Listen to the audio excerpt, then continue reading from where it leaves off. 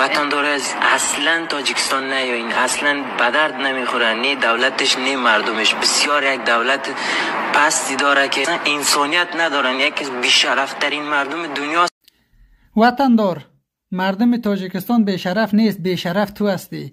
آلمان کتیت مشکل داره، فرانسه کتیت مشکل داره، کل اروپا کتیت مشکل داره، ترکیه کتیت مشکل داره، پاکستان کتیت مشکل داره، ایران کتیت مشکل داره که روز تو یا علی میگوی و اما تو روز تا بگه دم کله کله کتی لغت میزنه.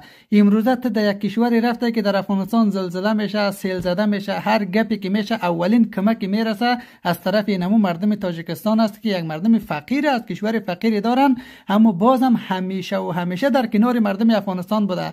تنها همسایه‌ای که ما کوچکترین ضرری از اونها ندیدیم اینمی تاجیکستان بوده، هیچ نوع ضرری نداشته و ما برای تاجیکستانی ها یک آفت هستیم، یک بلای طبیعی هستیم، چون همیشه افکار تروریستی از افغانستان تاجیکستان تهدید کرده. امروزه در افغانستان در تاجیکستان داعش شکل میگیره، دلیلش طور یادآمد است که این افکار مزخرف تروریستی را برده در بین تاجیکستانی ها ترویج میکنین. تاجیکستانی ها حق داره شما را زده در کله کله تون از کشورشون بیرون بکنه، افکار تروریستی رنت. زنده باد تاجیکستان، زنده باد مردم با عزت تاجیکستان.